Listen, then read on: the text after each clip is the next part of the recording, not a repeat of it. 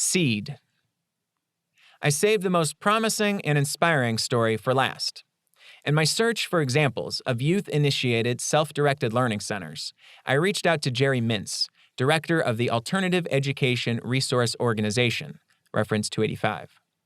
Jerry is one of the elders of this movement, especially around democratic schools, and is the author of the book Schools Over: How to Have Freedom and Democracy in Education. I asked Jerry if he knew any examples throughout history of learning centers started by teens.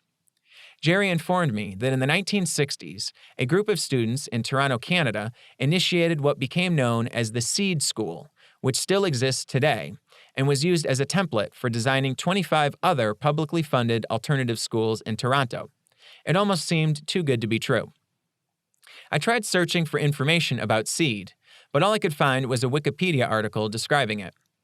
It says, the acronym SEED originally stood for Summer of Experience, Exploration, and Discovery, and when it became a year-round school, it was changed to Shared Experience, Exploration, and Discovery. Students interested in a particular subject would gather other students, and together they would find a knowledgeable person to act as a teacher or catalyst and meet regularly to learn. The groups met at various locations and times, including sometimes evenings and weekends. It was entirely up to the students how many and which subjects they studied, and when and where the groups would meet. A group studying mass media, for example, would meet in the evening in the Lowther Avenue home of the CBC radio broadcasters Betty Tomlinson and Alan Anderson. The Vegan Lifestyles cooking course met and cooked in student homes with parents joining to eat the meals prepared by the students. A Japanese studies group met at the University of Toronto. A few groups met at SEED's own facilities, reference 286. This very much sounded like what I envisioned, and I wanted to know more about the origin story. How did such a program get started? Who were these teens, and what led them to create what became such a successful project? The Wikipedia article left me with more questions than answers, and I had nowhere to go to answer them. Jerry Mintz introduced me to an educator and writer in Toronto, Deborah O'Rourke, who is familiar with SEED. She told me a book was written about the founding of SEED, titled You Can't Take a Bathtub on the Subway, A Personal History of SEED, but that it was out of print and hard to find. In my mind, this book held the secrets to the universe. It reminded me of when my college classmate Alec and I launched our first startup company. Back then, we learned about an obscure book titled The Resonant Recognition Model that described a unique way in which light could be used to increase the activity of biomolecules. The book was out of print and only available in foreign countries.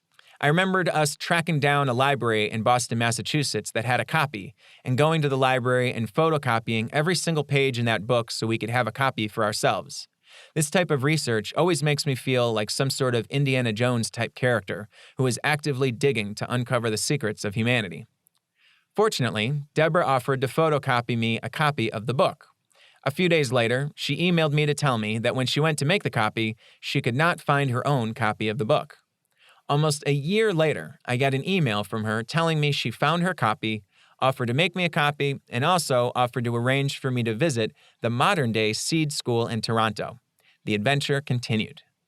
Almost another year passed before I was finally able to make it up to Toronto for a visit. I was able to speak further with Deborah about the origins of SEED and also meet with their current principal, Liam Rodriguez. As I came to learn, there is an interesting debate between who actually started the SEED program. Basically, the adults claim that they started it, while the youth claim that they started it. It seems like, in a way, both are correct. Here's how I interpret the story. Please forgive my nerdy enthusiasm for history. Since SEED started in 1968, it's important to first look at the context of what was happening in the 1960s.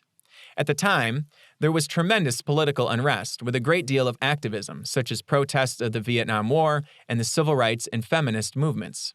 Assassinations of President John Kennedy in 1963 and activist Malcolm X in 1965 were representative of the political times, and young people were becoming especially politically active and taken to the streets.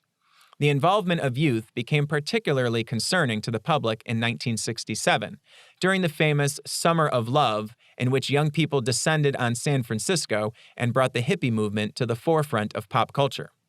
The summer of 1968 was looking like it may follow suit, as many political activities were going on at the start of the year, such as a women's march in Washington, D.C. against the Vietnam War, the North Vietnamese launching the Tet Offensive, a labor protest starting after 2 sanitation workers were killed by a malfunctioning garbage truck, police officers at South Carolina State University opening fire and killing students protesting Vietnam, the American media becoming openly critical of the Vietnam War, the Kerner Commission concluding that American society was moving toward 2 societies, one black, one white, separate and unequal.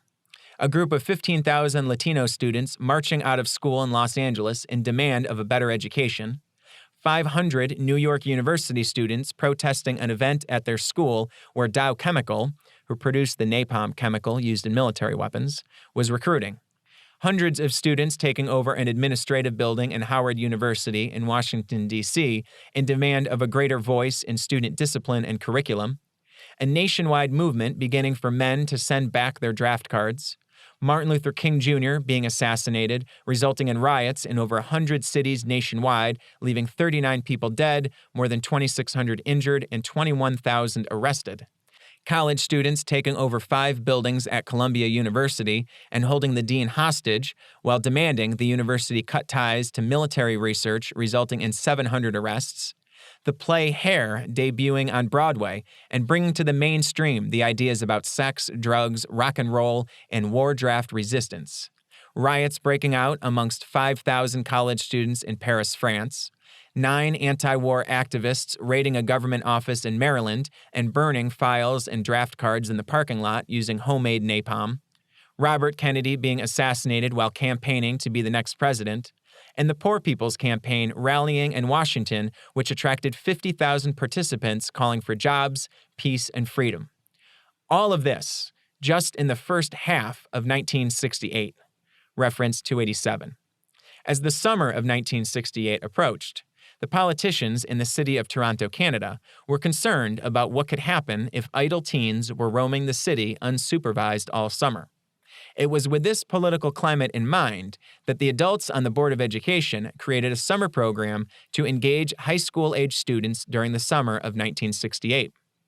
The SEED program, though technically initiated by adults, was brought to life, molded, and operated by the teens who took complete ownership of the program, resembling the model of the famous Summerhill School in England that has inspired so many self-directed learning centers in the world. The students reached out to a large network of facilitators to teach classes, who they called catalysts, which included university students, professors, community members, and well-known experts throughout the city. As one of the adult organizers of SEED, Murray Shakin, writes in You Can't Take a Bathtub on the Subway, the kids were involved in all aspects of the program, from public relations in recruiting students and catalysts to policy making and timetabling. And they quickly developed their own rules and limitations on behavior to ensure that no criticism could be leveled against their program. SEED belonged to the kids, reference 288. It was important for SEED to be centrally located to allow for easy access to classes and also to streamline communication. They started off in an empty space on the 6th floor of the Education Center, an administrative building of the Toronto Board of Education. Rather than confine the students to this space, it acted mainly as a central hub that functioned as a physical bulletin board for organizing people. They called this space SEED Central. Having a central headquarters with a bulletin board displaying all the day-to-day information about SEED operations was especially important, given that SEED started in 1968 when there was no internet. It also helped to have a centrally located headquarters to shorten the trip for SEED students and catalysts to meet up. As one SEED student, Alvin Snyder, explained in an interview, "How far do you have to walk to get food, to get cigarettes, to acquire coffee in some fashion, to walk to the nearest hospital where your friend has just come out of the biology course held there? How far did he have to walk to get there? How far does the journalist have to travel who is holding the journalism course? How far does the person have to come to you, or you to him, who is teaching French, Spanish, Lithuanian, or what have you? What about the kid who's taking apart the automobile engine? How far does he have to go for that? And from there, back to the bulletin board to see what's happening the next day. There is no other way that he can find out but from the bulletin board." Reference 289. Anecdotes fill the pages of the Bathtub Book with stories of group meetings with various catalysts throughout the city of Toronto. Some examples. A group of 8 youth interested in astronomy met at the Royal Astronomical Society of Canada in the evenings. 50 youth met for a group discussing politics, breaking up into various smaller groups that met 3 times per week. Another catalyst hosted youth in the garden of her home and arranged trips to political institutions throughout the city, including having the youth attend Toronto Board of Education meetings where the youth gave a public critique of their process. Some youth attended group meetings at the lounge of Innis College, and some met at the International Student Center of the University of Toronto, reference 290. Some youth had more hands-on experiences, like visiting auto mechanics throughout Toronto. Another group of youth visited a recording studio to learn about radio interviewing. A handful of catalysts met with students at the National Film Board to access a large library of films and get insights into how they were made. Another catalyst worked with artistic youth interested in sculpture, who met at a warehouse where they'd work on styrofoam, wood, and plaster sculptures. Youth interested in theater met with a catalyst at various rehearsal spaces throughout the city. A dozen youth interested in music collaborated with a pair of catalysts to host gatherings where they all played folk music and people danced. Some youth interested in social change met with a couple catalysts through the city to discuss ways of alleviating poverty in the city. Some youth interested in nature traveled with a catalyst to parts of the city like the zoo in Toronto Island. And many youth met in the homes of the catalysts teaching more conventional subjects like math, language, or computers. Some classes even began including adults as learners, such as the computer programming class. Similarly, as some teachers became students, some of the students also taught classes. Reference 291. While it may sound chaotic and scattered, things were organized quite seamlessly on the bulletin board at Seed Central, with simple group descriptions and guidelines such as these. Communal Living in Toronto meets every Thursday at 7 p.m. with Greg Sass. We visited Yorkville, Rockdale, and Super School. Thursday, July 24th, we're going to visit Digger House. See the bulletin board each week to see where to meet. Discussion on each experience. Computer skills. Interested in learning the language of the computer and feeding your own problems into a computer? Meets daily at 10 a.m. in the Computer Services classroom at the Education Center with catalysts Kin Lee and Peter Chong. Reference 292. The presence of the students throughout the city all summer also acted as a way of promoting SEED. Students utilized all the resources of the city, people, buildings, equipment, and supplies, ultimately evolving into a learning network. Murray Shakin writes, "We were developing a community based not on geographical boundaries, but on common interest. Each group became autonomous in decisions about content, direction, and timetabling. And contact with Seed Central provided information about other groups' timetables so that conflicts could be avoided. In this way, Seed Central became a facilitator, collecting, organizing, and issuing information, and arranging for supplies and equipment as they were needed." Reference 293. It's interesting to read the role of Seed Central, which seemed to operate almost like a modern-day internet forum or Google Calendar. The authors of the book use the term switchboard and clearinghouse, reference 294, which are terms not so frequently used today. Essentially, it means there were people constantly on the phone, organizing groups and planning sessions, and coordinating locations and times and adult catalysts and teen learners. While a great deal of this could be operated via a digital platform, it can't be understated that there's also great value in the physical connections that youth made by having a central place to coordinate, meet, connect, and share experiences face-to-face. SEED teens did not have trouble finding volunteers. They actively made phone calls, reaching out to community members, but also had an influx of phone calls from people who heard about SEED and offered to volunteer and help out. Remarkably, many of the volunteer catalysts enjoyed their experience so much that they continued to volunteer on an ongoing basis. The culture of SEED was built on mutual respect between adults and youth. As Murray Shakin writes, "Everyone was on a first-name basis. More significantly, both kids and volunteers shared in the privileges and responsibilities for their groups in SEED. Respect among individuals grew in response to the recognition of ability, knowledge, and experience. Respect developed rather than being imposed." Reference 295. Seed was a huge success in its first summer.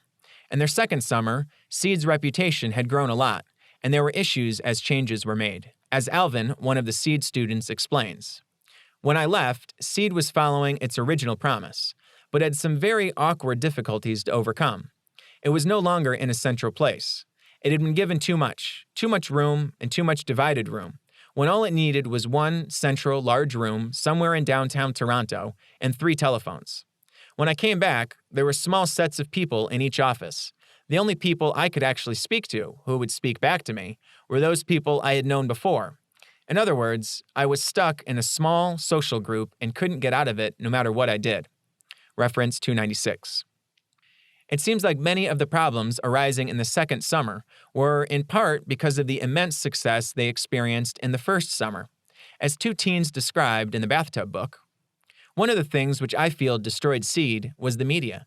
The media came in. Did any of you see the program on Seed on television? Yeah, they were oriented towards people who were far different from people who were in the program. Not only that, the thing which strikes me is that the people in the program were socialite people. Seed started attracting people who could get on television, people who could have their name in a newspaper. I think that's something which made it fall apart." Reference 297. The influx of new members who were not invested in the creation and success of Seed led to problems, as Diana Smith shares. "The people who came into Seed afterwards didn't have any energy to really work on Seed. It was there for them. They somehow had this idea that it was there for them and it was going to keep going. What happened was that Murray kept it going in the office. He was the only one doing it, and he was the only one who knew all the information. Eventually, it got to the point where he just took over, the way any administrator would. He found it too inefficient to consult other people. It just took more time, so he did it himself." Reference 298. Despite the challenges during the second summer, it was during the second summer when the teens expressed they wanted Seed to continue throughout the school year as an alternative to school. As Murray writes, "The last few days of the summer program were most unusual. Rather than the usual joy at the end of term, depression was apparent in most of the groups. The kids did not want the program to stop and felt it unfair that an artificial limitation should be imposed on this type of learning." Reference 299. The story continues on Wikipedia. That fall, the students obtained recognition from the University of Toronto and requested the board establish it as a high school to obtain core funding for staff and space, and so that the students could obtain high school diplomas. During that fall and winter, students ran Seed without any coordinators, using an office made available free by the St. Thomas Anglican Church on Huron Street. Reference 300. As Seed formalized into an official school, which would grant teens a diploma, bureaucracy crept in and guidelines, budgets, boundaries, and oversight became more formalized. Official enrollment was capped at 100 students. Additional students could also attend but not earn high school credits or diplomas. Grade 9 to 13 were included. A budget of about $200,000 was approved. Murray Shakin was the first coordinator. To meet the technical requirements of having a principal and yet minimize costs, the superintendent of secondary schools, A.L. Malloy, was appointed principal, but he was not involved at the school. A small core group of 4 or 5 teachers were hired, most of whom were certified to teach in more than one high school subject, so that students, if they wished, could still take traditional subjects taught by certified teachers that would qualify for a high school diploma. Reference 301. Whether or not the school continued to be student-run is debatable, though it's stated that the students ran the school, often dealing directly with the Board of Education. It implies that they had to answer to authorities. Just as describing a principal as running a school, the principal is in charge and responsible for that school, but still has to answer to a superintendent, who in turn has to answer to a school board, who has to answer to voters in the community. So it could be argued that the adults started the Seed Summer Program, which was run by teens, and that it was the teens that actually started the Seed School. Regardless of how you want to view the early dynamics of its formation, what's more important is to see that it worked, and it worked well. Seed has continued to exist to this present day. When I traveled to Toronto to take a tour of Seed, I have to confess, I was a bit disappointed. I'm not sure exactly what I expected to see, But when I compared it to my other experiences in visiting learning centers, it didn't feel nearly as student-run as I envisioned. I wasn't trying to be confrontational with the current principal, Liam, or Deborah, who arranged the meeting, but I did piece together an explanation for the changes. I came to learn that, over time, a lot of the autonomy and self-directed aspects of SEED had slowly been stripped away from it. Keep in mind that SEED started over 50 years ago and is a publicly funded school. It should not come as a large surprise that between becoming a formalized school and the evolution of time, it adapted. Instead of being an alternative to school, it developed into an alternative school.